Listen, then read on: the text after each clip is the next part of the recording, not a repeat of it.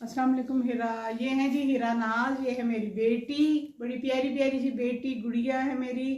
आज इसके साथ ना ट्रेजेडी हो गई है, वो हमारी गलती से हुई है। इसको नहला धुला के न्यू कपड़े पहना के इसको हमने यहाँ पे अपने बेड पे लटाया है। तो मैं बिज़ी हो गई हूँ थोड़ी, तो यहाँ पे परफ्यूम की एक बोतल हम भूल गए हैं, हमें नहीं पता था खाली थी।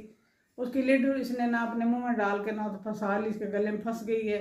हमें पता ही नहीं था। वो तो लेबस के रूम में आई, कहती इसकी आंखें एक जगह रुकी हुई थी। तो मैंने कहा पता नहीं क्यों, हाथ में कहती परफ्यूम की बोतल उठाई हुई थी और लिड कोई नहीं थी उसके ऊपर।